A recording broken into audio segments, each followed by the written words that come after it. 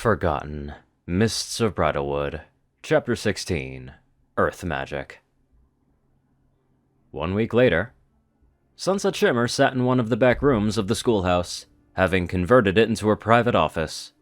She carefully read through the 4th chapter of Sigils, Seals, and Shields, the Class 5 tome that Misty had found up in the Crystal Empire. She had decided that if she was going to dare to take a crack at spells this advanced, she might as well start with defensive-based spells. Shields wouldn't be dangerous to her surroundings if they failed. With her office door open, she heard the front door of the building open and shut, followed by, "Sunset? I'm back here, Sonny," the unicorn replied.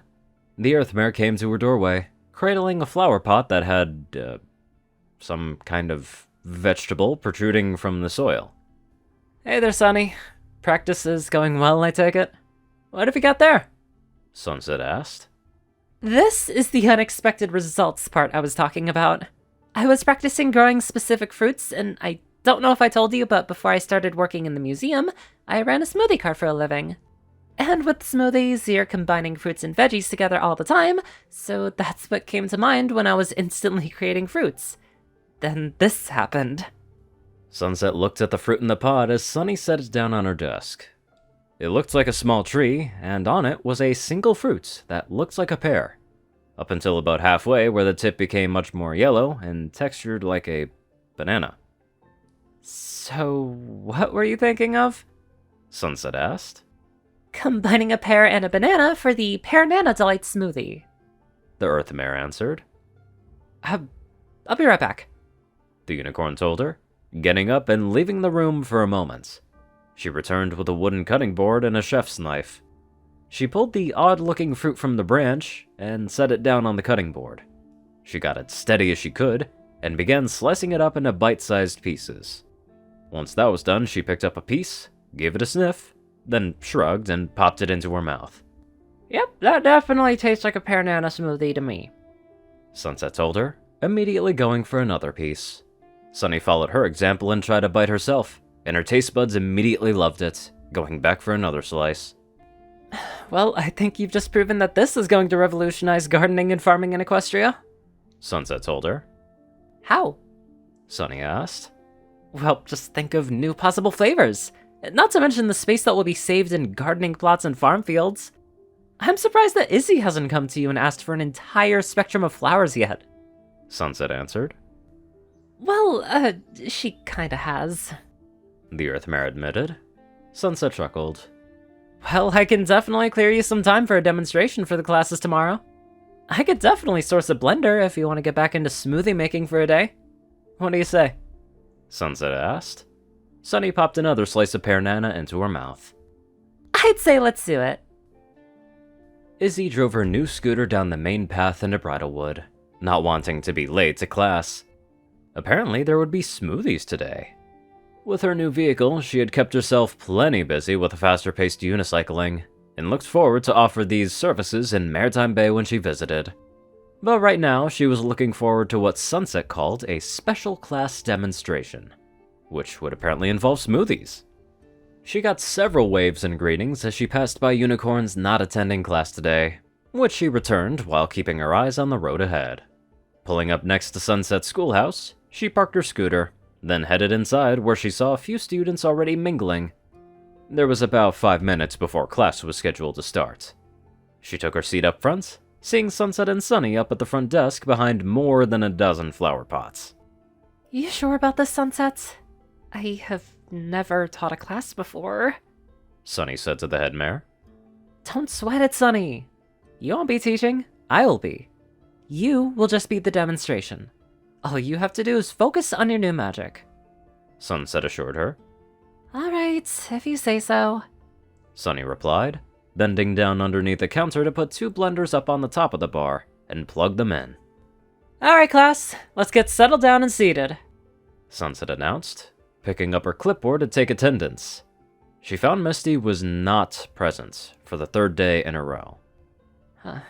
"Now we've got a guest demonstrator with us today. I'm sure most of you already are quite familiar with Miss Sunny Star Scout here. She and the Earth Ponies of Maritime Bay are experiencing something phenomenal. Acute agrokinesis has begun to manifest in all Earth ponies since the reunification of the tribes. In simpler terms, Earth ponies have magic for the first time in recorded history. And I've asked Sunny to demonstrate how equestrian agriculture is about to be turned on its head in more ways than one. Sunny gave Sunset students a smile and nod. So before she accepted a position at the Maritime Bay Museum of History, Sunny ran a smoothie stand. For those unfamiliar, a smoothie is a thick, creamy beverage that is made from blended fruits, vegetables, and other ingredients. So, to start out, Sunny, could we get some strawberries? Sunset asked. Sunny stepped over to the flower pot all the way on the left. She closed her eyes, took a deep breath, then raised her right hoof and placed the tip on the soil. The class watched as her entire hoof glowed green, moments before the stems, flowers, leaves, and finally the fruits of a strawberry plant grew out of the soil to maturity in just a matter of seconds. The students gave soft applause and astonished murmurs as Sunny withdrew her hoof. Onyx raised her hoof. Yes, Onyx? Sunset called. So, no seeds, just fertile soil? The unicorn asked. Yeah, correct. That's the most magical part. If you want the plant to last, the soil needs the right pH balance, but if you intend on harvesting immediately, there's no need. Sunset replied, as she lit up her horn and picked off the berries that had grown on the ends, depositing them in a nearby bowl. Alright, Sunny. For our next ingredient, let's do a combination fruit like you showed me earlier. Let's get a pear-nana, Sunset said. Stepping over to the next pot, Sunny repeated the motions of the previous pot. She placed her hoof onto the soil, and then a sapling quickly sprung out of the soil, producing a full-sized fruit within moments before Sunny reversed her magic, reverting the sapling to nothing to avoid damaging the pot, leaving the fruit. The agrokinesis can manipulate the plants in both ways. They can be grown rapidly, and they can also be withered away, Sunset explained, as she magically took hold of the pear-nana over to a cutting board, where she quickly cut it into slices. As you can see, it's all mental, and Sunny can create fruit combinations that are entirely safe to eat, Sunset explained, before popping a slice into her mouth.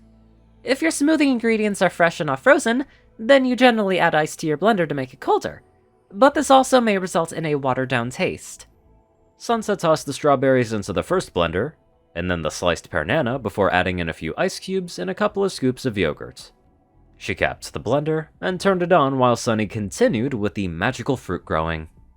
After a few moments, Sunset thought she heard something off with the blender motor, so she shut it off, only to discover that the vibrating noise wasn't coming from the motor. She looked down to the shelves, and saw a glowing, vibrating book, and her heart nearly came out of her chest. Sunset, is everything okay over there? Sunny asked, who hadn't looked away from the flower pots yet. Sunset pulled the book off of the shelf with her quivering hooves. She confirmed that it was the Enchanted Messaging Book, one of several that she had left Canterlot High with. She opened the cover and flipped to the second page, after the letter she had written to her friends and had gotten no response to. Sunset? Sunny asked, finally glancing over and watched Sunset's expression go from shocked to joyful, then to a look of worry. The Earth Mare stepped away from the pots and came over to Sunset. Is everything okay? She asked softly. Finally, Sunset tore her eyes away from the book and looked over at Sunny. Back in my office for a moment, Sunset told her softly, before turning to the class, most of whom were wondering what was going on. Class, just a moment. Sorry for the interruption. With that, Sunset walked around the center wall back towards her offices. Sunny was right behind her, waiting for her to enter before closing the door, giving the two of them some privacy. What is it, Sunset? Sunny asked. The unicorn took a deep breath. Do you remember when I came back to Maritime Bay with the books I had taken, unsure of what to do with the Class 5 books? You told me that there might come a time where we'd need them to face a threat. Yeah? Sunny replied. Sunset took a deep breath. I think that time is now. With that, Sunset turned the open book towards Sunny, allowing her to read the message that had appeared on the otherwise blank page. Surrender your school to my authority, or I will rain fire down upon Bridlewood. I should have known it was Opaline, that bitch. Anyway, let's get on to our not evil donators. Top donators: Jessie Smith, Zar630, BadassWaffle, Only One Things, Orion, and Caladis. Matrick, Jock, Rayden, Runescythe, Will, Twinkie, Luigi, Chancellor Crust, Big Smoke, Murder Princess, Little Mighty, Solar Symphony, Maverick, and many more awesome people. Thank you all so much for watching this video and live life to the fullest.